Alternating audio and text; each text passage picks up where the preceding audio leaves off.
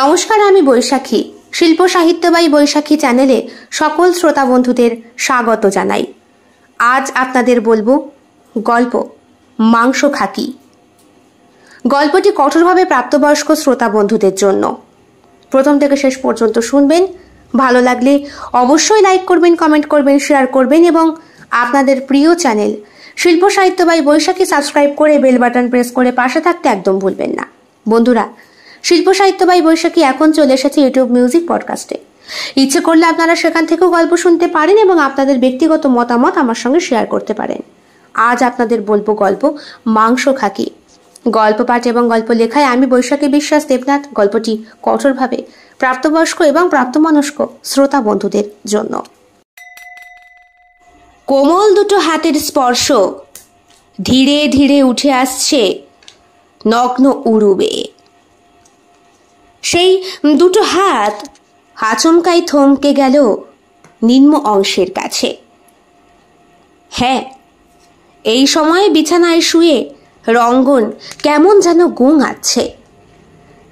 সর্পিল কোনো বস্তু ওর সারা শরীরটাকে হিম করে রেখেছে। অনুভূতি হচ্ছে সবটাই, কিন্তু প্রকাশ হচ্ছে না মুখ থেকে। আধো ঘুম আধো জাগরণের মধ্যে একটা অদ্ভুত জগতের মধ্যে প্রবেশ করেছে রঙ্গন। তবে নখের তীক্ষ্ণ আঁচড়ের ব্যথার কারণে কিছু সময় করলেও আবার সে চুপ। হাত দুটো ধীরে ধীরে তার পুরুষসত্তার কাছে এসে থামে। গোঙানিতে ভরে ওঠে রঙ্গনের সম্পূর্ণ মুখমণ্ডলটা। এইবার হাত দুটো ধীরে ধীরে তার অন্ডকোষের কাছে এগিয়ে যায়। চকচকে ফলার মতো ছুরিটা দিয়ে খ্যাঁচ করে কেটে ফেলে তার পুরুষসত্তাটিকে। গলগলিয়ে রক্ত বেরিয়ে আসে সামনে দাঁড়িয়ে থাকা সেই মহিলাটির সম্পূর্ণ মুখমণ্ডলের ওপরে। চরম তৃপ্তিতে খিলখিলিয়ে হাসেন তিনি। তারপর অন্ডকোষের মাংসদয় তার তীক্ষ্ণ ধারালো দাঁতে কড়মড় করে চিবিয়ে খেতে থাকেন। রঙ্গনের রক্তাক্ত দেহে সামান্য প্রাণ তখনও অবশিষ্ট। এরপর পুরুষাঙ্গটিকে বেশ জিলিপির মতো পাকিয়ে নিয়ে একবারে মুখের ভেতর ঢুকিয়ে সেটাকে চিবিয়ে ঢোক গিলে ফেললেন মহিলাটি। এই সময় বিছানায় শুয়ে রক্তাক্ত অবস্থায় যে শরীরটি রয়েছে সেটা আদৌ পুরুষের নাকি নারীর বোঝা মুশকিল। লিঙ্গহীন একটা জান্তব একখণ্ড মাংসের দলা মাত্র। রঙ্গনের দেহটাকে তুলে নিয়ে গেল এই বাড়িরই একজন ভৃত্য। পাশেরই বাগান বাড়ির মাটির তলায় পুঁতে দিলেন সেটা। তার সঙ্গে সঙ্গে ব্যাগপত্র যা কিছু ছিল সবটাই কোঠা ভাড়ির কাছে নিয়ে গিয়ে অগ্নিকুণ্ডের মধ্যে ফেলে দিলেন সজোরে। দাঁড়িয়ে থাকা সেই মহিলার হাত থেকে পড়ে গেল চাকুটা। ভৃত্যটি তার বশ্যতা মতো চাকুটি তুলে নিয়ে গিয়ে সেইটাতেও জ্বলন্ত অগ্নিকুণ্ডের মধ্যে ছুঁড়ে ফেলার সঙ্গে সঙ্গেই দাউ দাউ করে দাবানলের মতো অগ্নিশিখা রশ্মি যেন আকাশ ছুঁয়ে গেল। হাসতে হাসতে বসে পড়লেন মাটিতে। এলোমেলো চুলে সিঁদুরের দাগটা তখনও স্পষ্ট। শরীরটা কেমন যেন করছে। মাংসখণ্ড চিবিয়ে খেয়ে উদর পূর্তি করে কলতলায় গিয়ে ভালো করে হাত মুখ ধুয়ে স্বামীর পাশে শয্যা গ্রহণ করলেন তিনি। অতীন বাবুর বাড়িতে আজ নিমন্ত্রণ পেয়েছে নিতাই ডাক্তার। পেশায় তিনি হাতুড়ে। এই গ্রামে এসেছেন দিন কয়েক হলো। এসেই পরিচয় হয়েছে অতীন বাবুর সাথে। গ্রামটা উত্তর 24 পরগনার গোবরডাঙ্গা সংলগ্ন। অত্যন্ত প্রাচীন একটি গ্রাম। হ্যাঁ, এইখানে অশিক্ষিতের থেকে শিক্ষিতের বাস বেশি।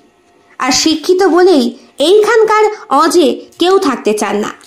সবাই কোনো কাজকর্ম পেয়ে চলে গিয়েছেন দিল্লি, বোম্বাই, দুবাই, কেউ আবার আরব, ইরাক, কেউ আবার মুর্শিদাবাদের দিকে।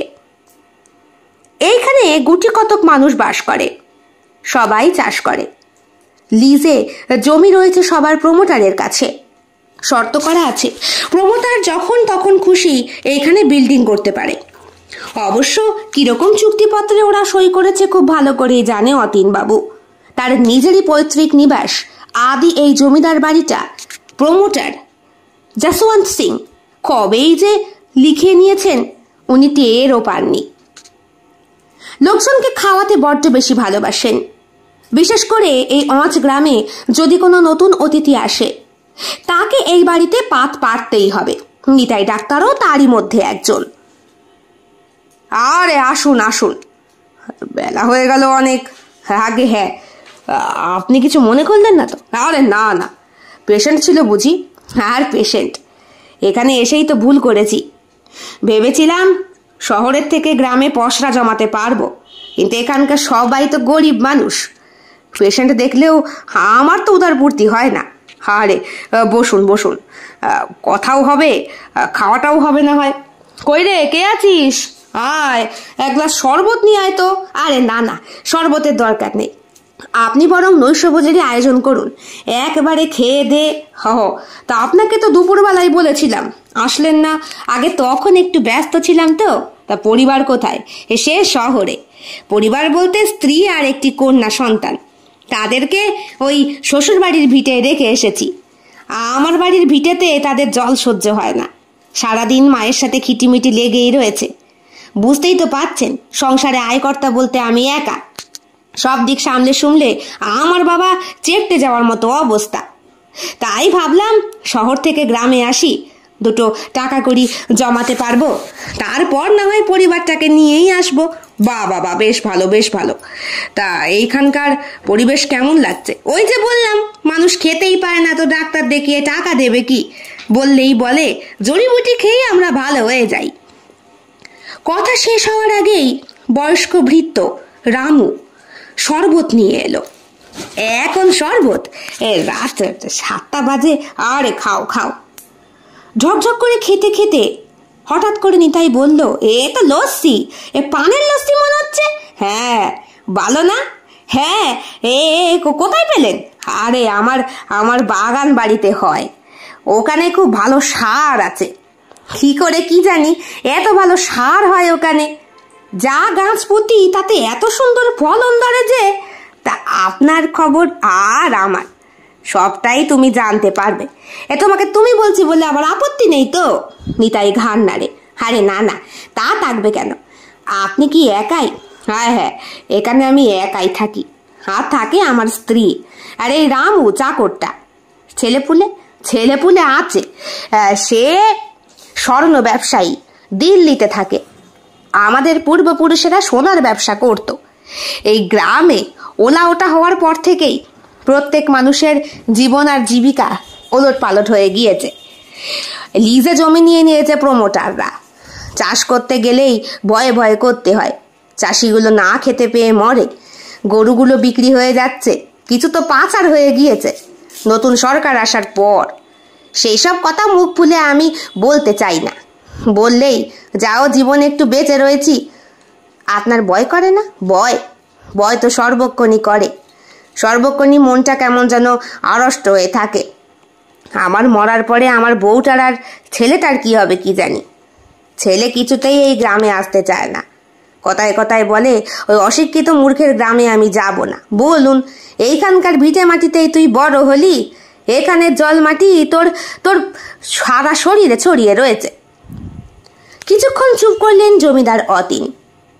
এখন লক্ষ্য করল নিতাই, হ্যাঁ, জমিদারির ল্যাটা চুকে গেলেও শরীরে কিন্তু সেই আবরণ রয়েই গিয়েছে। সাদা রঙের পরিষ্কার ধুতি পাঞ্জাবি পরা, মোটা পুরুষ্ঠু গোপ, উচ্চতায় 5 ফুট 7 ইঞ্চির কাছাকাছি, মাথার সব কটা চুল পাকা, হাতের মধ্যে সোনার ব্রেসলেট পরা, গলায় সরু একটা সোনার চেন। কিছু না থাকলেও ঠাটবাট অবশ্যই আছে। কণ্ঠস্বরটা বেশ ভারী এবং দেখতেও বেশ সুন্দর। একসময় সুপুরুষ ছিলেন বলতে হবে। যেই বাড়িতে এখন নিতাই ডাক্তার বসে রয়েছে সেই বাড়িটা বেশ প্রাচীন। বাড়ির গেট দিয়ে ঢুকতেই নিতাই ডাক্তার দেখতে পেয়েছিলেন ঝাল লণ্ঠনের আলোয় মোটামুটি আলোকিত হয়ে রয়েছে বাড়ির বাইরেটা। বাগান বাড়িটাকে অন্ধকারে ভালো করে বুঝতে পারলেন না, তবে উঠোনের সামনেই একটা তুলসী মঞ্চ, যদিও সেখানে তুলসী গাছটা মরা। বাড়িটা 3 তলা, বেশ সুসজ্জিত। বহু বছর আগে রং করা হলেও হয়তো দামি রং করা ছিল, তাই এখনো বেশ খানিকটা উজ্জ্বল উজ্জ্বল ভাব। দোতলায় এবং 3 তলায় বিরাট খোলা বারান্দা আর বিরাট বড় বড় থাম দেওয়া বাড়ি। এমন রাজকীয় বাড়ি দেখলেই বেশ জমিদার জমিদার ভাব লাগে। আর সবার ওপরে লেখা রয়েছে জমিদার নিবাস। বোঝাই যায় এক সময় দাপুটে ছিলেন এনারা।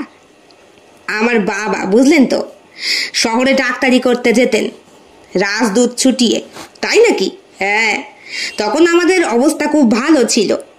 তাহার পরে কি থেকে কি হয়ে গেল। আমার বাবার বড় ভাই, মানে আমার জ্যাঠা, উনি এই পৈতৃক স্বর্ণ ব্যবসা সামলাতেন। সোনার মধ্যে ভেজাল মেশাতে শুরু করলেন।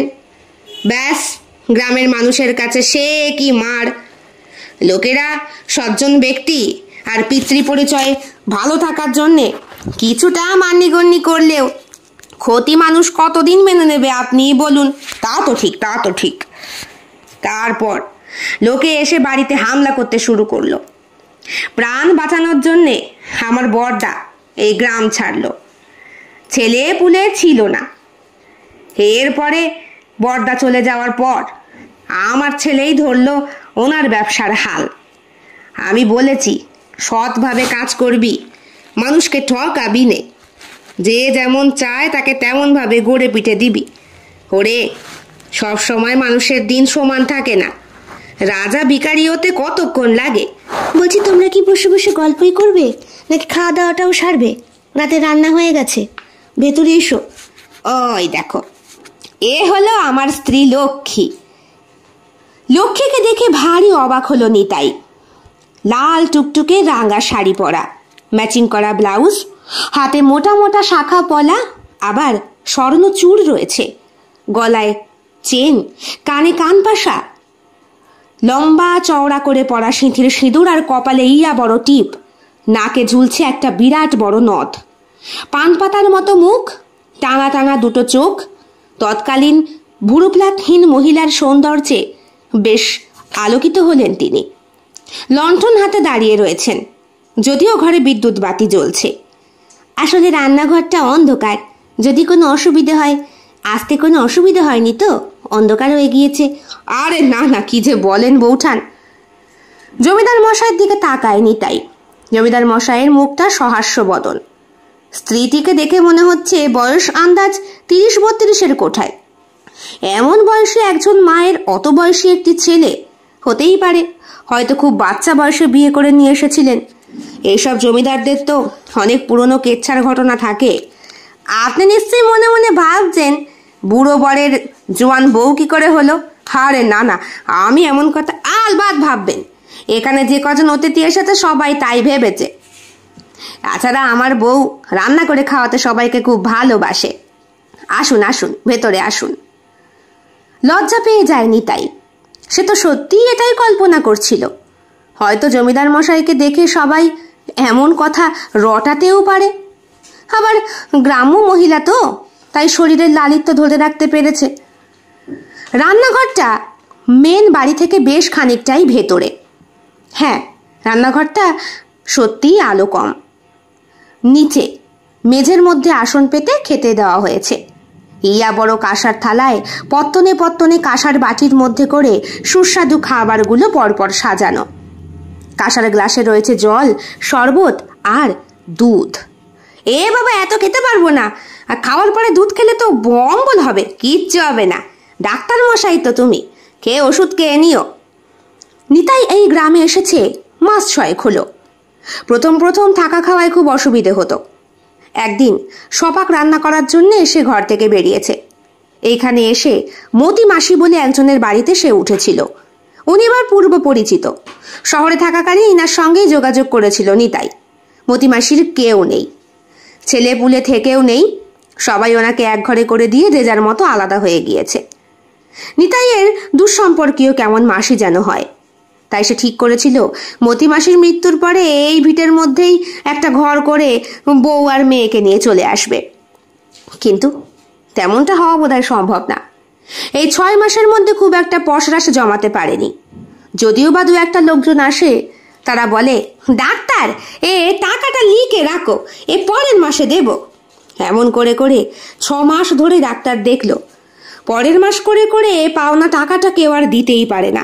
দেবে কি করে? প্রত্যেকেই তো দিন আনে দিন খায়। নিতাই দেখেছে ভিক্ষুক শিশুগুলোকে, নাক দিয়ে পোটা পড়ছে, ন্যাংটো হয়ে ঘুরে বেড়াচ্ছে, সারা গায়ে কাদামাটি মাখা। শহরের বাচ্চাগুলোর থেকে অনেকটাই আলাদা এরা। এদেরকেই যদি সুন্দর করে সাজিয়ে গুছিয়ে বেশ ছবি তোলা হয় তাহলে ভাইরাল হতে কতক্ষণ। কিন্তু কিছু কিছু গ্রাম আছে ভারতবর্ষে যা আধুনিক জগতের থেকে সম্পূর্ণ বিচ্ছিন্ন। এই গ্রামটিও ঠিক সেই রকম। সকালবেলা বাজারেই হঠাৎ করে এই অতীনবাবুর সঙ্গে ধাক্কা লেগে যায়। সে বলে ওঠে, আরে মাফ করবেন, আরে গ্রামে নতুন দেখছি। হ্যাঁ হ্যাঁ, নমস্কার, আমি নিতাই, ডাক্তার। আসলে এই হাতুড়ে একটুখানি কাজকর্ম। আরে বাবা বাবা বাবা, তাকে বাড়িতে এসো, আমার পায়ে কুলাটি রয়েছে, এ সারাতে পারবে? নিজের পরিচয় দিয়েছিলেন অতীনবাবু। একটা ভালো পেশেন্ট পেয়েছে, পয়সাও ভালো পাওয়া যাবে। লোভ সামলাতে পারেনি নিতাই। সেই দিন সন্ধেবেলায় বাক্স প্যাটরা গুছিয়ে চলে গিয়েছিল অতীনবাবুর বাড়ি। দেখি কোথায় কুলাটিটা। বা পাটা উঁচু করে দেখিয়েছিলেন তিনি। 3টে কুলাটি, বুড়ো আঙুলের ঠিক মাঝখানে আর পাশে বেশ গভীর ক্ষত। কি সব যন্ত্রপাতি দিয়ে সেখানটা ফুটো করে ভেতর থেকে একদলা মাংস বের করে দিয়েছিল নিতাই। তারপরে গজ পুড়ে দিয়ে বলেছিল, কদিন পা ভেজাবেন না, কদিন পরে এসে কেটে দিয়ে যাব, ঠিক হয়ে যাবে। এ তো কমে না ডাক্তার, বহুবার দেখিয়েছি, প্রত্যেকবারই এইরকমই হয়। তারপরে আবার যেইকে সেই, কুলাটি অসুখটা কমার নামই নেয় না। সেই থেকে অতীনের সঙ্গে বেশ ভালোই সম্পর্ক। মাঝে মধ্যেই দেখা হয় আর এইখানে খেতে আসার কথা বলে।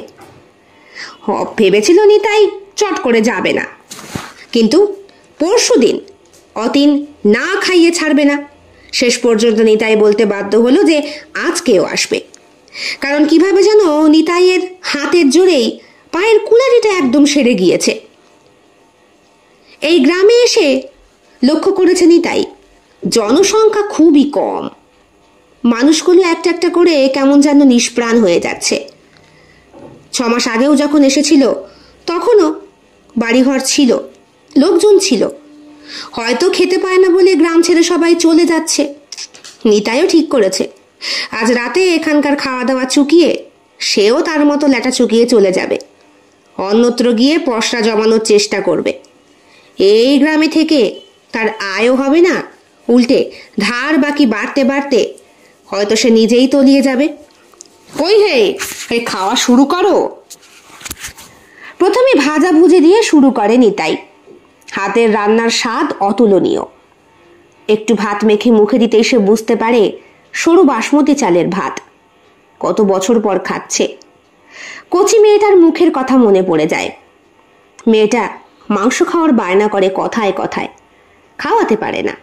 ভুলিয়ে ভালিয়ে ওই কোনো রকম আলু সয়াবিনটা মেখেই মাংসের মতো করে খাওয়ানোর চেষ্টা করে নিতাইয়ের স্ত্রী প্রভা। লক্ষ্মীমন্ত মেয়ে তো, তাই ভারী কথা শোনে, চুপ করে খেয়ে নেয়। আজকে বাটি বাটি তরকারি আর থালা ভর্তি ভাতে চোখের কোণায় কেমন যেন জল জমে আসে। তবে সব জায়গায় সব কথা বললে বোকামির পরিচয়। খাবার ভালো হয়নি জিজ্ঞেস করলেন লক্ষ্মীমন্ত স্ত্রী। না না, ভালো হয়েছে, আসলে ও একটু দেব? না না, ভালো ভালো। ডাল দিয়ে ভাত মেখে একটা তরকারির মধ্যে হাত চুবায় নিতাই। একটা আঙুল চুবিয়ে একটু চুষে দেখে, বাহ, এ তো অমৃতের স্বাদ। ইস, মেয়েটা যদি এখানে থাকতো তাহলে পেট পুড়ে 2টো ভাত খাওয়াতে পারতো। থাক, ওসব কথা ভেবে আর কি হবে। এই গ্রামে তো সে আজকে রাতেই আছে, কালকেই সে ফিরে যাবে শহরে। শহরে ফিরে যাওয়ার পর মেয়ে হয়তো বায়না করবে, বাবা কি এনেছো, বাবা কি এনেছো বলবে। শূন্য হাতে ফিরে যেতে কার ভালো লাগে? ভাত খাওয়া হয়ে গেলে এইবার সে অবশিষ্ট বাটির দিকে হাত বাড়ায়। আর একটু ভাত লাগবে তো, ভাত তো শেষ। নিতাই লক্ষ্য করলো বহুদিন পরে সে আজকে ওভারলোড খাচ্ছে। এটা কি, এ যে পাঁঠার মাংস? পাঁঠার মাংসের প্রসঙ্গ শুনে অতীনবাবুর মুখশ্রীটা বদলে যায়। পাশে দাঁড়িয়েছিল রামু, সে যা যা লাগবে পরিবেশন করছিল। আর ছিলেন লক্ষ্মীমন্ত স্ত্রীলোকটি পাশেই বসে। অতীনবাবু বললেন, যা বলেছ এই কথা আর মুখে উচ্চারণ করো নে। আগে কেন? খেতে তো বেশ ভালো, মাংসটা ভালো সিদ্ধ হয়েছে, কচি পাঁটা। ওটা পাঁটা নয়, ওটা গাছ পাঁটা, এঁচোড়। বলেই ঘরে চলে গেলেন তিনি। বাড়ির বউ ঘরে চলে যেতেই নিতাই বুঝতে পারে সে কঠিন কোনো ভুল করে ফেলেছে। আগে জমিদার মশাই, আমি তো কিছুই বুঝতে পারলাম না। আমি আসলে ভেবেছি এটা পাঁঠার মাংস, আর এঁচোড় আর পাঁঠার মাংস তো প্রায়। চুপচাপ খাও। এই বাড়িতে মাংস রান্না হয় না। হ্যাঁ হ্যাঁ, আমার স্ত্রী যে এই পরিবার থেকে উঠে এসেছে, মানে আমার শ্বশুর মশাই ছিলেন একজন কসাই, মুরগি কাটতেন আর বিক্রি করতেন। ওভাবেই ওদের প্রতিপত্তি ছিল। ব্রাহ্মণের ছেলে হয়েও জীবিকা ছিল না বলে এমন কাজ করতে হতো তাকে। মৃত্যুটাও হয়েছিল নাকি ওই মুরগি কাটার মতো করেই। একদল দুষ্কৃতী ওর হাঁটু, পা, মুন্ডু সব আলাদা আলাদা করে ঝুলিয়ে রেখেছিল দোকানের সামনে। বিভৎস সেই কাটা মাংস আর থাকথাকে রক্ত দেখে আমার স্ত্রীর প্রবল ঘৃণা জাগে। এরপর থেকে মাংসের কথা শুনলেই ও যেন কেমন হয়ে যায়। বিশেষ করে পশু হত্যা, প্রাণী হত্যা ও একেবারে সহ্য করতে পারে না। সম্পূর্ণ নিরামিষাশী হয়ে যায় সে, মাংস খেতে পছন্দ করে না। এমনকি বাবু যখন গর্ভে আসে তখনও পর্যন্ত। আমার ছেলে মাছ মাংস সবই খায়, মাকে সে কিছুই জানায় না, কারণ মাংসাশী প্রাণীগুলোকে দেখলেই কেমন যেন করে ওঠে সে। ওর শারীরিক অসুস্থতা তখন বোঝা যায়, তার আগে নয়। আমি বড্ড ভুল হয়ে গিয়েছে আমার, আমি বুঝতে পারিনি আসলে। ঠিক আছে, খাওয়া দাওয়া করে বিশ্রাম করুন, চলুন। আমি বিশ্রাম করব না, আমি বাড়ি যাব। যেটা বলছি সেটা শোনো। এমনিতেই আজকের ওয়েদারটা খুব একটা ভালো না, ঝড় বৃষ্টি হতে পারে। বলার শেষেই হঠাৎ করে আকাশটা গর্জন করে উঠল, আর তার সঙ্গে সঙ্গে মুষলধারে বৃষ্টি। কোথায় ছিল এত মেঘ? বাবারে বাবা, আসার সময় তো দেখে এসেছে আকাশ ভর্তি তারা সাইকেলটা নিয়ে। ওর বাড়ির থেকে জমিদার মশাইয়ের বাড়ি বেশ খানিকটা ভেতরে, অলিগলি পেরিয়ে তবে ঢুকতে হয়। অন্ধকারে যাতে বাড়ি ফিরে আসতে পারে তাই টর্চও নিয়ে গিয়েছিল নিতাই। খাওয়া দাওয়া সেরে দালানে হাত টাত ধুয়ে আবার মেন ঘরে ফিরে আসে ওরা। বৌঠানকে আর চোখে দেখতে পায়নি, চরম ভুল করে ফেলেছিল। খাওয়ার শেষে ওই দুধটুকু আর খাওয়া হলো না নিতাইয়ের। শেষ পাতে বোধহয় রাজভোগ ছিল, সেই সব না খেয়েই সে উঠে পড়ে। মনটা কেমন যেন করছে, বলছে এক্ষুনি এই স্থান পরিত্যাগ করা উচিত। এত বড় ভুলের শাস্তি বোধহয় মারাত্মক। আবার বলে, না না, এরম ভুল তো হতেই পারে, ওনারা যে আজন্ম নিরামিষাশী তা কে জানেন। আমি বরং এখন উঠি। কোথায় যাবে? আর একটু বসো, বৃষ্টি হচ্ছে। ও হোকে, জোয়ান মরদ তো আমি, ও আমার বৃষ্টিতে কিছু এসে যাবে না। চুপ করে বসুন। হঠাৎ করে মেয়েটির কণ্ঠ শুনে আবার চুপ হয়ে যায়নি তাই। এখন রমণীটির পরনে রয়েছে সাদা রঙের শাড়ি, লাল রঙের পাড়, তার সঙ্গে লাল ব্লাউজ। গয়নাগাটিগুলো খুলে রেখেছেন, রাত্রে বোধহয় পরে শোন না।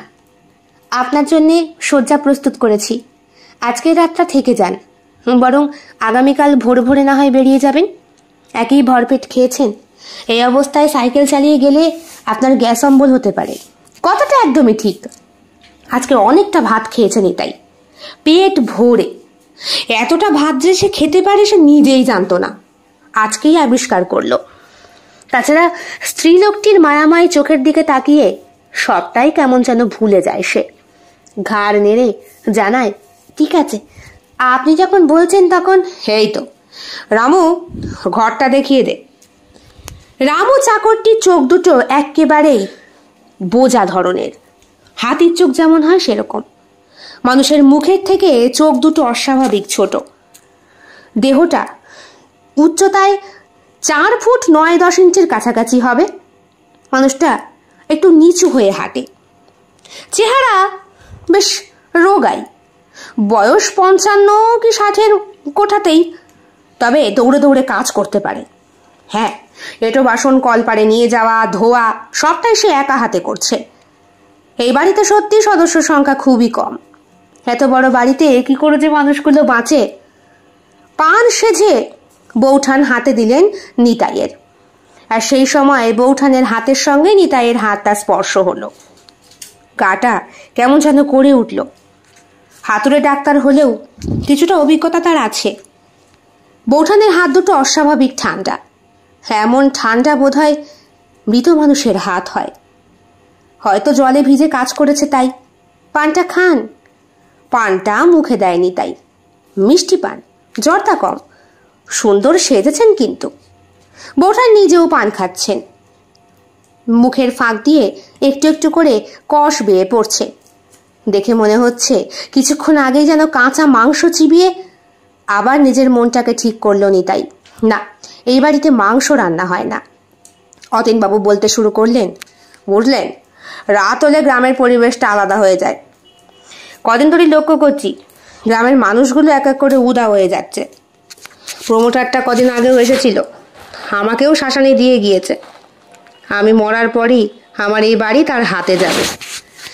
ছেলেটা এখন ভালোভাবে ব্যবসার কাজটা সামলাতে পারলেই বাঁচোয়া, নাহলে তো মরেও শান্তি নেই। কই গো, শোবে তো? শোবো একটু পরে। আমার স্ত্রী আবার রাত জেগে সেলাই করতে ভালোবাসে, ও নেশা। আর দাঁড়ান, একটা জিনিস আপনাকে দেখাই। জমিদার মশাই ঘর থেকে বেরিয়ে গেলে নিতাই আর বৌঠান ঘরে এখন একা। ঘরে একটা হালকা লাইট জ্বলছে, ফ্যান চলছে। বাইরে বৃষ্টির প্রবলতা আরও বেশি বেড়েছে। ছাদের দোতলা ঘরেও বৃষ্টির ঝমঝম শব্দটা, কড়িকাঠগুলো কেমনভাবে যেন নড়ে নড়ে উঠছে। বৌঠানটির রূপ তুলনা করার মতো নয়, মানে যাকে বলে অতুলনীয়। দেবী প্রতিমা, সত্যিই যেন লক্ষ্মীমন্ত মেয়ে। তা আপনি এখানে কদিন থাকবেন?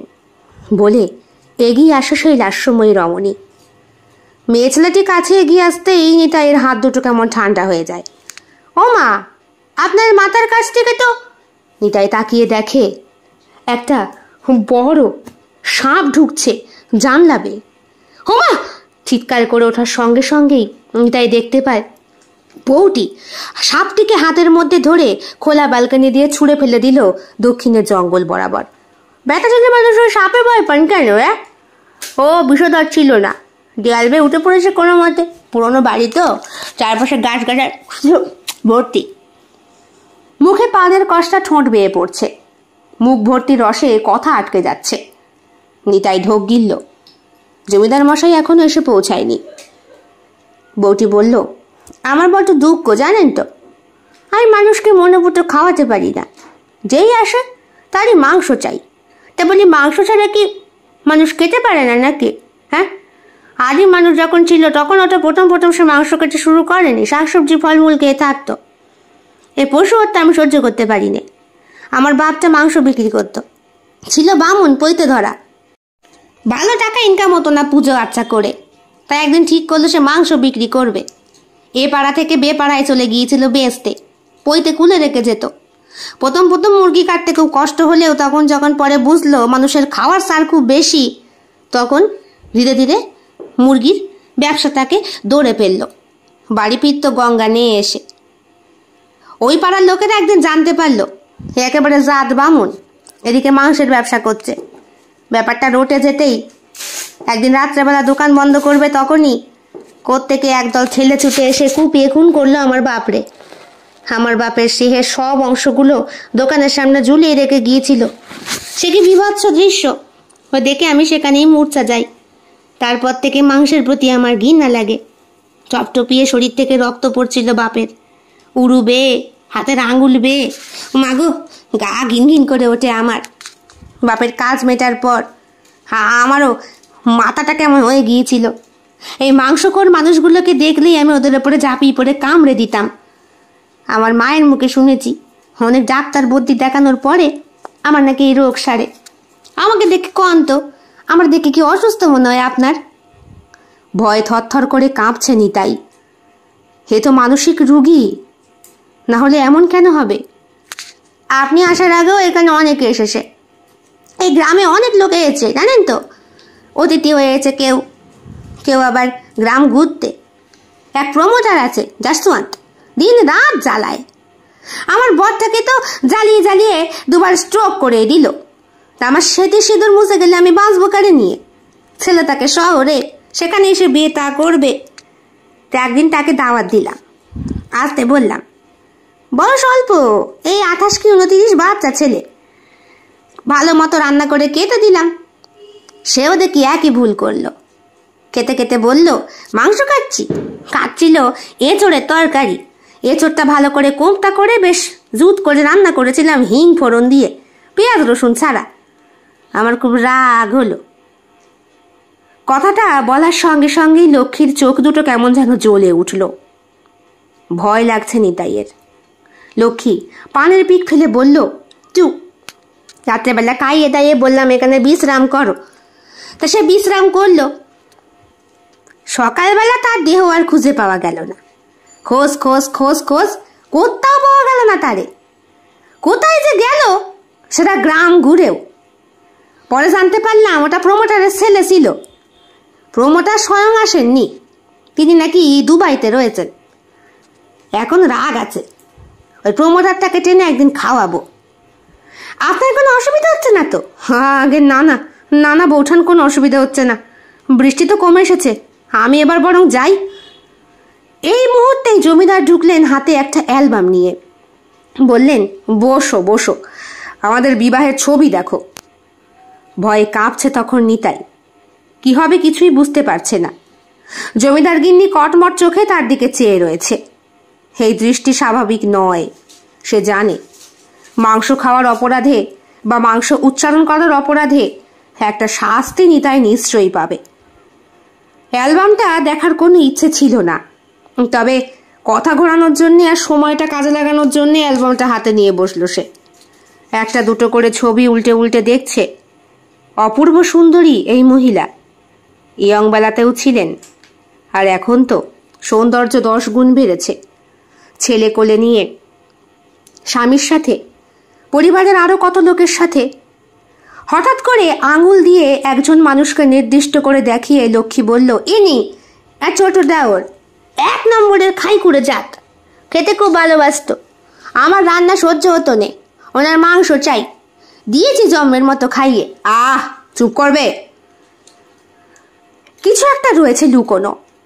কথাটা চেপে গেলেন জমিদার মশাই। এদিকে রাত বাড়ছে আর বৃষ্টির পরিমাণ যেন 100 গুণে বাড়ছে। বৃষ্টিটা কি কমেছে জমিদার মশাই? তাহলে আমি না না না, বৃষ্টি তো কমেনি। তুমি বরং থেকে যাও, রামু তো তোমার জন্য ঘর ঠিক করে দিয়েছে। যাও। ভয়ে ভয়ে সেই ঘরের উদ্দেশ্যে এগিয়ে যায় সে। রামুকে কি জিজ্ঞেস করবে কিছু, কোনো অস্বাভাবিক ঘটনা? সাহসে কুলোলো না নিতাইয়ের। ওর জন্য নির্দিষ্ট করে দেওয়া ঘরের মধ্যে ঢুকেই দরজাটা ভেতর থেকে বন্ধ করে দিল। ঘরটা অপেক্ষাকৃত অনেকটা বড়। একটা টেবিল আছে, একটা খাট আছে, একটা আয়না আছে, আর আছে বড় দুটো খোলা জানালা। ঘরে 1 গ্লাস জলও রয়েছে। পাশে রয়েছে একটা তামার ঘটি, সেটাও জলে ভরা। খাটের নিচটা একবার দেখে নিল নিতাই। বলা যায় না, যদি কেউ লুকিয়ে থাকে অন্ধকারে রাত বেরাতে ভয় দেখানোর জন্যে। ঘুম কিছুতেই আসছে না। রাত যত বাড়ছে একটা আতঙ্ক গ্রাস করছে ওকে। কখন যেন নিতাইয়ের চোখ দুটো লেগে এসেছিল। ঘুমটা ভাঙল নুপুরের শব্দে। ওর ঘরের সামনে দিয়েই একজোড়া পা বারবার যাতায়াত করছে। ভয় হচ্ছে।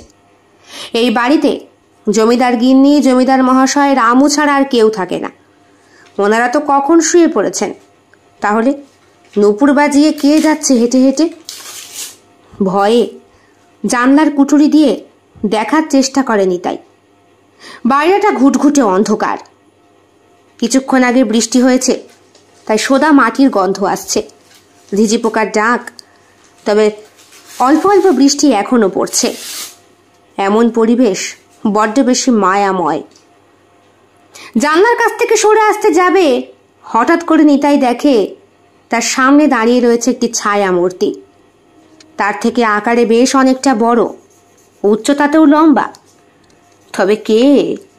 ভয়ের চোটে নিতাই বলে, কে কে ওখানে? ছায়ামূর্তিটি সঙ্গে সঙ্গে সরে যায় এবং জানলার কাছে গিয়ে কোথায় যেন মিশিয়ে যায়। রাতটুকু কেটে গেলে নিতাই এই গ্রাম ছেড়ে যেতে পারলে বাঁচে। এই কারণে এই গ্রামে লোক সংখ্যা কম, যাদের খিদে বেশি, যারা খাই খুঁড়ে, বিশেষত যারা মাংসলোভী, তাদেরকে বোধহয় এইখানে এনে যেভাবেই হোক লাশটা গায়েব করে দেওয়া হয়। দরজার মধ্যে টোকা পড়ে হঠাৎ। জমিদার মশাইয়ের কণ্ঠ, এই নিতাই, একটু আসবে? কে? আমি অতীন। সাহস নিয়ে নিতাই দরজাটা খোলে। হ্যাঁ, অতীনবাবু নিজেই দাঁড়িয়ে রয়েছেন, হাতে একটা লণ্ঠন। বলছে, একটু এসো না, আমার স্ত্রীর পেটে ব্যথাটা বড্ড বেড়েছে, যদি কোনো ওষুধ। হ্যাঁ, সবসময় নিতাই ব্যাগের মধ্যে করে কিছু ওষুধপত্র নিয়ে ঘোরে। হালকা সর্দি কাশি, জ্বর, পেটে ব্যথা, এগুলো মানুষের কমন ব্যাপার। সে বলল, হ্যাঁ, আমার ব্যাগটা তো বৈঠকখানায়। আচ্ছা, আমি রামুকে খবর দিচ্ছি। রামু, ওর ব্যাগপত্রটা একটু বৌঠানের ঘরে নিয়ে আয়। আপনি কোথায় যাচ্ছেন? আমার আবার অনিদ্রা অসুখ, আমি রাতে ছাদে গিয়ে হাঁটাচলা করি। কিন্তু আজকে তো বৃষ্টি হয়েছে, ওয়েদার তো খারাপ। তাতে কি হয়েছে? আমার একই রুটিন, আমি আমার মতো করে চলতে পছন্দ করি। কোনো অসুবিধা হবে না, রামু সামনেই থাকবে। তুমি ওষুধটা দিয়ে তারপরে এসে শুয়ে পড়ো। নিতাই বাধ্য ছেলের মতো ঘাড় নাড়ে। যেমন ভাবছিল তেমন হয়তো নয়। রামুর নির্দেশ অনুসারে অনুসরণ করে তাকে এবং পৌঁছে যায় অন্দরমহলের একটি গোপন কুঠুরির কাছাকাছি। এই ঘরটাকে এসে পর্যন্ত দেখতে পায়নি, অন্ধকারে এসেছে তো। বোধহয় জমিদার মশাইয়ের কথা মতো ওই নৈশভোজের থেকে মধ্যাহ্নভোজের আহার গ্রহণ করতে আসলেই বেশি ভালো হতো। দরজাটা খোলার সঙ্গে সঙ্গেই ক্যাঁচ করে একটা শব্দ হয়। বিছানায় শুয়ে রয়েছে বৌঠান। পরনে সেই সাদা কাপড়, তবে ব্লাউজটা নেই। মাথার কাছে একটা ছোট্ট লণ্ঠন জ্বলছে, তারই আলোতে লাল টকটকে সিঁদুর পরা মুখটা বেশ উজ্জ্বল লাগছে। তবে চোখের মনে দুটো কেমন যেন অস্বাভাবিক লাগছে এখন। ঘরে ঢোকার সঙ্গে সঙ্গেই রামু বাইরে থেকে দরজাটা বন্ধ করে দেয়। কেঁপে ওঠে নিতাই, আমাকে ওষুধ দাও ডাক্তার, আমার পেটে যে বড্ড ব্যথা, কিচ্ছু খেতে পারিনি রাতে। তাই তো, জমিদার মশাই ওর পাশে বসে খাচ্ছিল ঠিকই, কিন্তু রামুকে বা জমিদার গিন্নিকে তো খেতে দেখেনি। এনারা আবার পত্নী ধর্ম পালন করেন তো, স্বামীর খাওয়া হলে এঁটো পাতে বসে খাবার গ্রহণ করেন। তবে জমিদার গিন্নি না খেয়েই তো ঘরে চলে এসেছিল। মাংসের কথা বলেছিল বলে এতই ঘৃণা লেগে গিয়েছিল। বাপরে বাপ, একবারে এই বাড়ি থেকে বেরোতে পারলে জীবনের মতো মাংস খাওয়া ভুলে যাবে সে। মনে মনে পণ করে, ওষুধ দাও। নিতাইয়ের হাতটা নগ্ন পেটের উপরে ঠেকায় বৌঠান, আর সঙ্গে সঙ্গে নিতাইয়ের শরীরটা মোচড় দিয়ে ওঠে। বহুদিন সে তার স্ত্রীর সঙ্গ পায় না, প্রায় 6টা মাস। মাঝে মধ্যে চিঠিপত্রে কথা হয়, অর্থাভাবে মোবাইলে রিচার্জটাও সে করতে পারেনি। ছোট্ট একটা সেলফোন ব্যবহার করে। বাড়ি থেকে স্ত্রী মাঝে মধ্যে ফোন করে, কিন্তু মাস 2 হলো সেইখান থেকেও ফোন আসা বন্ধ। কথা ছিল নিতাই গ্রামে কাজ করে শহরে টাকা পাঠাবে, কিন্তু কিছুই তো হলো না। হাতটা পেটের ওপর বোলাতে বোলাতে নিতাই বলে, কোথায় ব্যথা হচ্ছে? এখানে না, আরেকটু নিচে। এখানে আরেকটু নিচে করতে করতে হাত যে কোথায় গিয়ে ঠেকে সেটা সকলেরই বোধগম্য। সেখানে এসেই থেমে যাওয়ার সঙ্গে সঙ্গে উঠে বসে বৌঠান বিছানা থেকে, বলে, আমি দেখাচ্ছি। পারতে পারতে শরীরের বস্ত্র উন্মোচন করার সাথে সাথে স্বাভাবিক দৈহিক সৌন্দর্য বেরিয়ে আসে। নিরামিষ খাওয়া শরীরটা বোধহয় এই জন্যই বয়সটাকে ধরে রাখতে পেরেছে। এত বয়সের একটা নারী কিভাবে এইরকম মাংসপেশি, এতটুকু ভাঁজ নেই যেখানে, বার্ধক্য যেখানে গ্রাস হয়নি। মাছ, মাংস, পেঁয়াজ, রসুন বোধহয় সত্যিই অখাদ্য। যত মানুষ বেশি খায় তত সে অসুস্থ হয়ে পড়ে, রোগগ্রস্ত হয়। জমিদার মশাই আর এই গিন্নি নিরামিষ আহার করে করে সম্পূর্ণ সুস্থ ব্যক্তি, শারীরিক দিক থেকেও আর মানসিক দিক থেকেও। সেই কারণেই দৈহিক লাবণ্য যেন ঝরে ঝরে পড়ছে তেলের মতো। চকচকে মোমের মতো শরীরটা লণ্ঠনের সামান্য আলোয় আরও বেশি আলোকিত হয়ে রয়েছে। নগ্ন শরীর, ত্রিভুজাকৃতি অঙ্গে সামান্য কেশের বাহার, কে বলবে এই রমণী একটি সমর্থ ছেলের মা? এগিয়ে আসেন তিনি, এবং নিতাইও কেমন একটা ঘোরের মধ্যে চলে যায়। নিতাইকে শুইয়ে দেন, তার শরীর নিয়ে খেলা করতে থাকেন একটু একটু করে। নিতাই পাগলের মতো বশীভূত হয়ে গিয়েছে।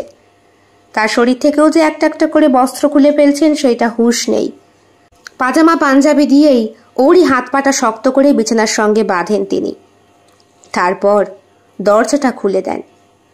এমন নগ্ন অবস্থায় দরজা খোলাতে নিতাই কিছুটা লজ্জিত হয়ে পড়ে, তবে ওর বশীভূত কিছুই নেই আর। এই সময় রামও এসে ঢোকে ঘরে। তার হাতে একটা ছুরি, একটা কাটারি। পৈশাচিক হাসিতে হেসে উঠেছে লক্ষ্মী দেবী। একটু একটু করে এগিয়ে যায় বিছানার কাছে। প্রথমে হাতটা ঠেকায় উরুর কাছে, তারপরে সেই হাত গিয়ে পৌঁছায় অন্ডকোষ বরাবর। সজোরে চাকুর ফলা দিয়ে পাতলা করে কাটতে থাকে সেই স্থান। অদ্ভুত একটা গোঙানি হয় নিতাইয়ের শরীরে, কিন্তু কোনো শব্দ বেরোয় না। এইবার কচকচ করে সেই কাঁচা মাংসটা চিবিয়ে চিবিয়ে খান তিনি। পুরসঙ্গটাকে নিয়ে জিলাপির মতো প্যাঁচ পাকিয়ে সেইটাকেও কাঁচা চিবিয়ে খেয়ে ফেলেন। থরথর করে কাঁপছে নিতাইয়ের দেহটা। ওটাকে দুমড়ে মুচড়ে একটা বস্তার মধ্যে ভরে ঘাড়ের মধ্যে বয়ে নিয়ে জঙ্গলের মাঝে পুঁতে দেয় রামু। পরের দিন সকালবেলা নিতাই ডাক্তারের খোঁজ করতে কেউ আসেনি, কারণ এখানকার সবাই হতদরিদ্র। কে মরল কে বাঁচল দেখার সময় নেই। ডোম এলেও বুঝি ডোমকেই নিজের পয়সা নিজে দিয়ে ওই মৃতদেহ দাহ করতে হয়। সকালবেলা উঠে জমিদার গিন্নি স্বাভাবিক কাজ করছেন, এবং জমিদার মশাইও নিজের মতো পুস্তকাদি নিয়ে এদিক ওদিক করছেন। আরে জমিদার মশাই, খবর কি? আরে প্রমোটার বাবু যে, এতদিন পর এলেন? হ্যাঁ, আমার বেটিরা তো আপনার কাছেই এসেছিল, তার তো আর খোঁজ খবর পাচ্ছি না। তা আপনার নামেতে আবার পুলিশ কেস করতে হয়? কেস করবেন? অবশ্যই। আমার একমাত্র ছেলে, তাকে কোথাও খুঁজে পাচ্ছি না, পৃথিবীর কোথাও সে নেই। কাজে গিয়েছিলাম দুবাইয়ে, আপনার দাওয়াতে তাই ছেলেকে আসতে বলেছিলাম। আমার শক্ত সমর্থ ছেলেটা, 28 বছর বয়স, কদিন পরে যার বিয়ে, এইভাবে উধাও হয়ে গেল।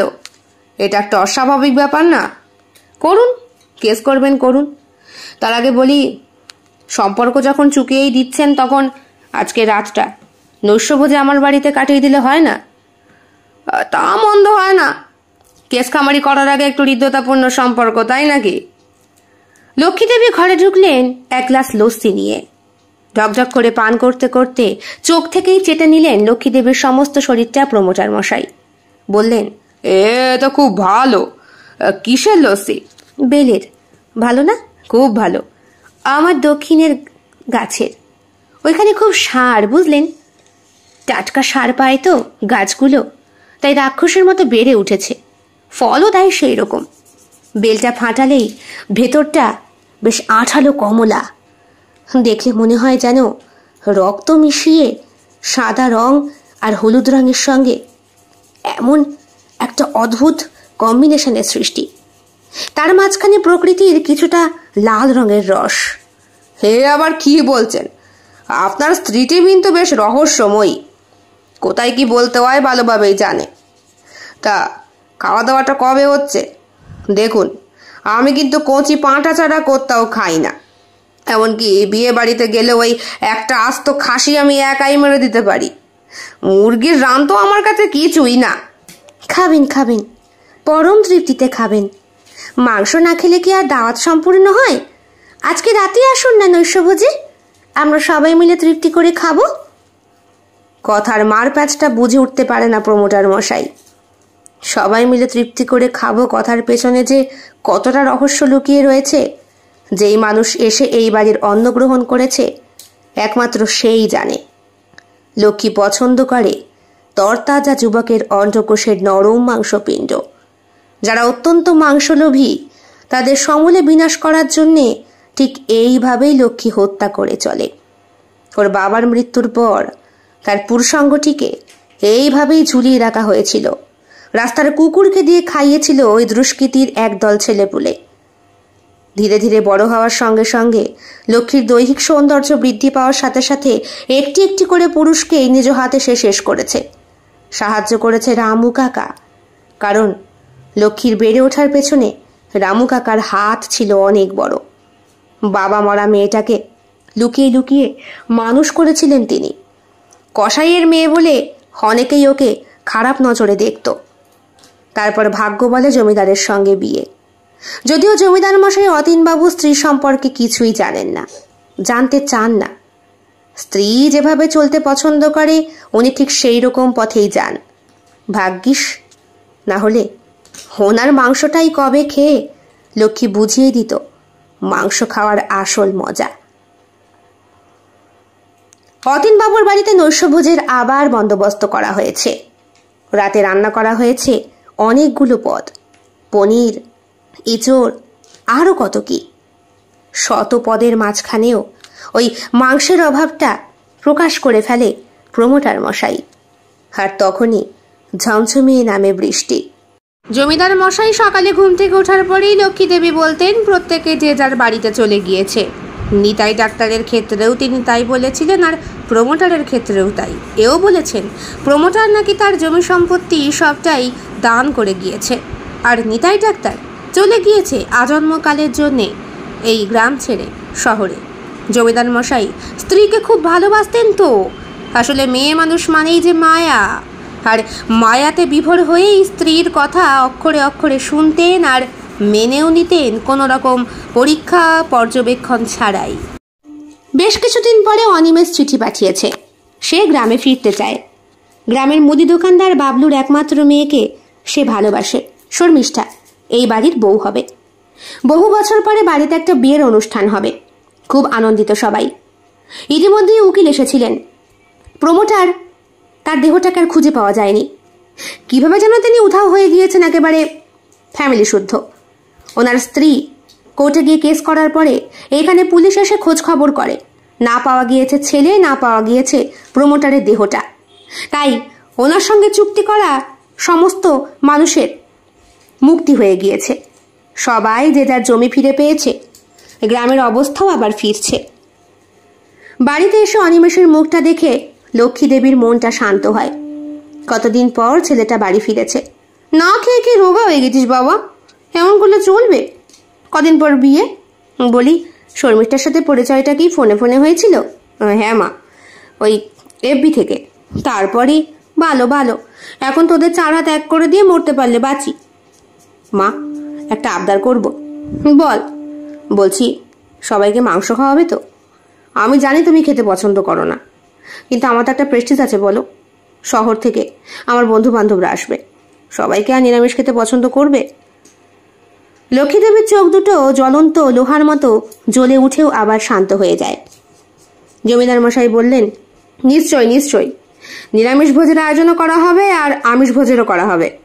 তা তোর শহরে বন্ধু কটা আসবে? তাও ধরে নাও বাবা 12 জন মতো।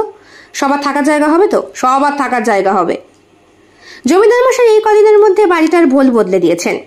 প্রমোটারের হাত থেকে নিজের পৈতৃক সম্পত্তি ফিরে পেয়ে আর ছেলের পাঠানো কিছু অর্থে সবটাই আবার পরিবর্তিত। কয়েকদিনের মধ্যে বাড়ি সুসজ্জিত হয়ে গেল। শর্মিষ্ঠা অপূর্ব সুন্দরী একটি মেয়ে। গ্রামের সুন্দরীদের মধ্যে যদি তুলনা করা হয় তাহলে শর্মিষ্ঠাকে সর্বশ্রেষ্ঠ বলতে সকলেই বাধ্য। রূপে, গুণে, সব কিছুতেই সে লাস্যময়ী রমণী। মোটামুটি যেরকম শাশুড়ি ঠিক সেই রকমই হয়েছে বৌমা। ধুমধাম করে বিয়ের অনুষ্ঠানটা মিটে যায়।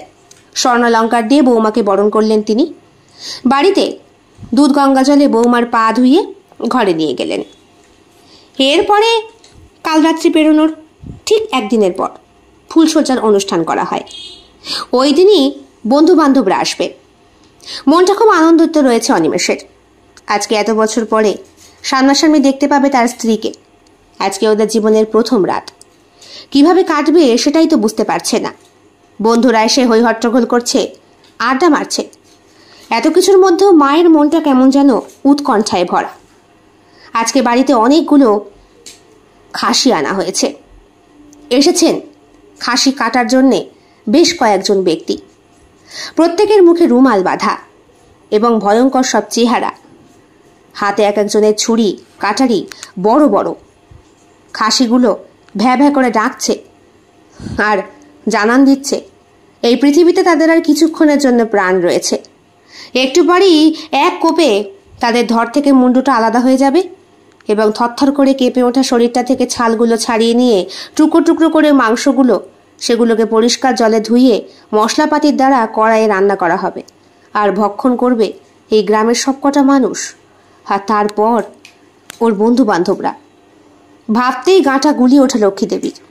ছোটবেলা থেকেই মাকে এমনভাবেই দেখে এসেছে অনিমেষ। মাঝে মধ্যে সে ভয় পেত মায়ের শরীরটায়। সেই কারণেই তো তাকে পাঠিয়ে দেওয়া হয়েছিল সুদূর দিল্লিতে। সেইখানে জমিদার মশাইয়ের কোন এক বন্ধু থাকে। তার বাড়িতেই এত বছর থেকে ব্যবসাপত্র গুছিয়ে ছেলে পাকাপোক্তভাবে বিয়ে করে বউ নিয়ে যেতে এসেছে। রাত বাড়তে থাকে, তার সঙ্গে সঙ্গে নিমন্ত্রিত অতিথিদের ভিড়। নিরামিষের থেকে আমিষটাই বেশি লোকে খাচ্ছে। গ্রাম শুদ্ধ লোক চেটে পুটে খাচ্ছে জমিদার বাড়িতে রান্না করা মাংস। এত বছর যা হয়নি এখন তা হচ্ছে। লক্ষ্মী দেবী ঘরের মধ্যে বসে নিজেকে আটকে রেখেছেন। সবার মাঝখানে উনি যে নেই এইটা কেউ খোঁজ করে দেখছে না। আত্মীয় স্বজনরা আসছে, উপহার দিচ্ছে, কবজি ভরে খাচ্ছে আর বাড়ি চলে যাচ্ছে। লক্ষ্মী দেবী যেই ঘরে থাকেন সেই ঘরের দরজাটা বাইরে থেকে বন্ধ এবং তালা দেওয়া। চাবি রয়েছে রামু কাকার কাছে। উনিই বলেছিলেন, মারে আজকে তোর ছেলের সব থেকে সুন্দর একটা দিন।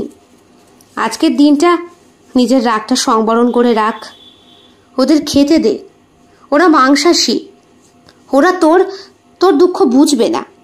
আর একদিনে এতগুলো মানুষকে তুই যদি মেরে ফেলিস তাহলে তোকে যে আমি ফিরে পাবো না রে মা। তুই আমার বংশের শেষ চিহ্ন, আমার ব্রাহ্মণ বংশের শেষ বাতি। নিজের রাগটা কিছুতেই লক্ষ্মী সামলাতে পারছিল না। জিভটা লক লক করছিল ওই নষ্ট পুরুষগুলোকে গিলে খাওয়ার জন্য। আর তারপর তাদের শরীরগুলোকে দক্ষিণের বাগানে পুঁতে দিয়ে মাটিতে ভালো সার বানিয়ে বড় বড় রাক্ষসের মতো সাইজের গাছ তৈরি করতে, যেই গাছে ফলের কোনো অভাব হবে না। আর সেই সমস্ত ফলগুলো হবে কিন্তু নিরামিষ, কারণ ফল আর সবজি কখনো আমিষ হয় না।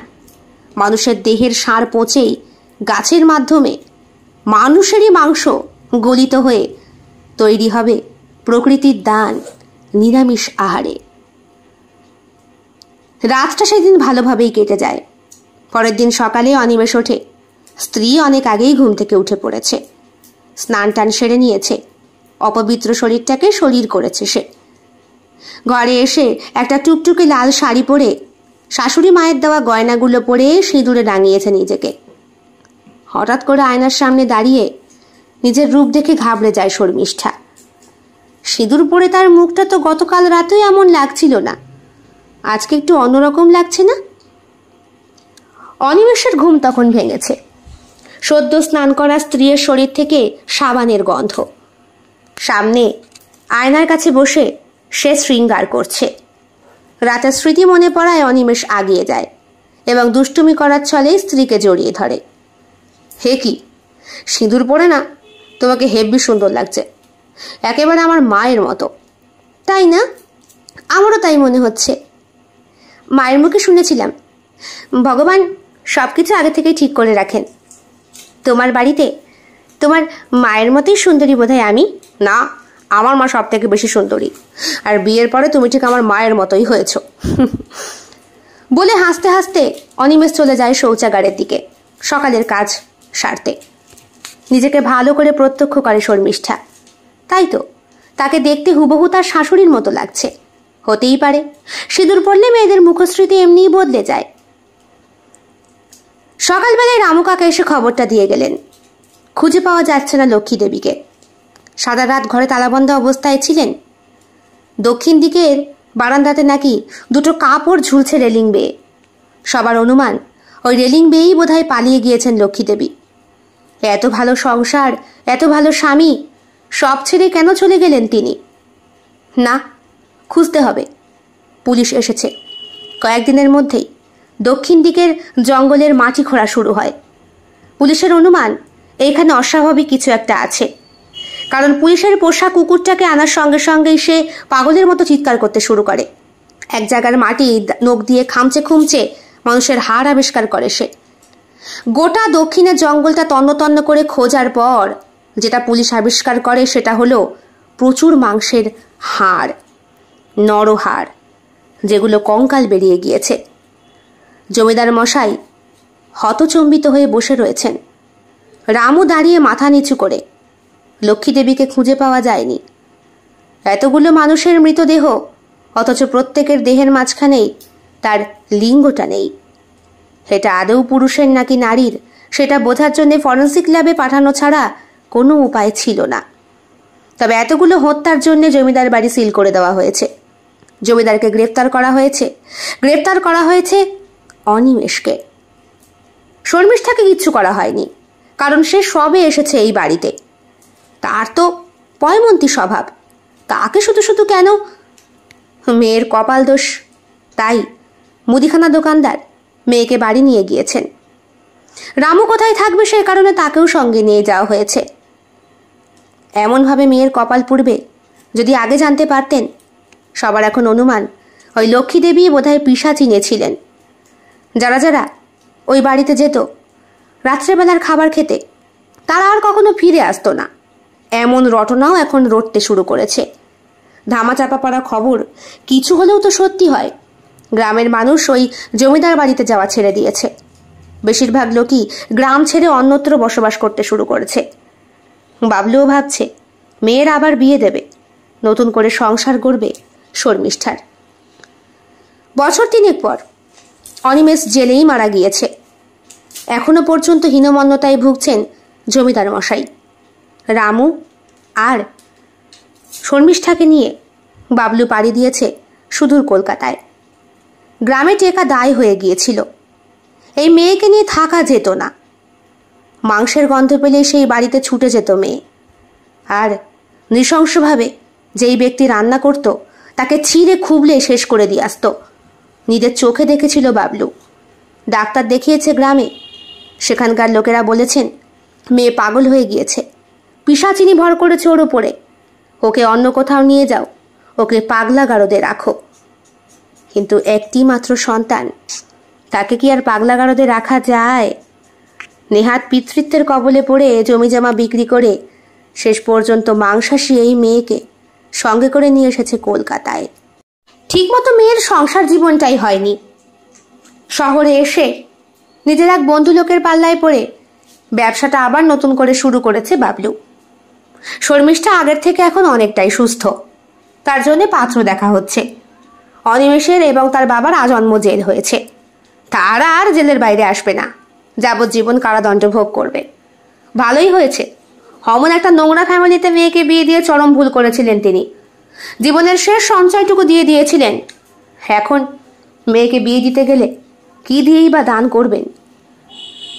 পত্রিকায় অ্যাড দেখে যোগাযোগ করেছে ঋদ্ধিমান। সে নিজেও ডিভোর্সি। হ্যাঁ, এখন যেই মেয়েটিকে সে বিয়ে করতে চায় সে সাচ্চা হলেই হলো।